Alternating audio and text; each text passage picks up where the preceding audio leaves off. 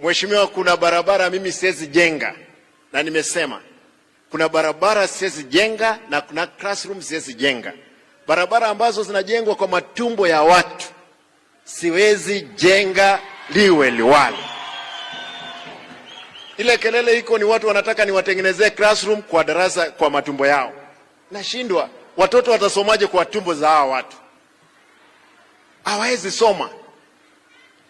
Kwa hivyo Mheshimiwa Rais, zile pesa ambazo wewe unahakisha kwamba tumepata, na nashukuru kwamba unatupea pesa kwa wakati, tunaendelea kufanya nazo kazi. Shida kubwa Mheshimiwa Rais, nilipoingia ofisini nilipata pending bill ile unasema 1 trillion, mimi nilipata 1.6 billion.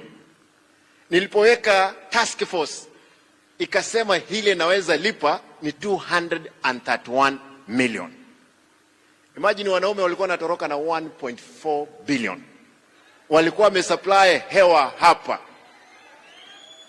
Na mimi kando na umaskini ambao nilizaliwa nayo, nimesema afadhali nife mbele ya Mungu lakini tendee wananchi wangu kazi. Kwa hivyo Mheshimiwa, utasikia vitina nyingi. Tunataka kwenda kuona rais apange mambo ya impeachment. Ya Arati ifanywe. Naambia wale ambao mnapanga hii, relax. Miaka 5 lazima tutamaliza na tutafanyia wananchi kazi kiroho safi.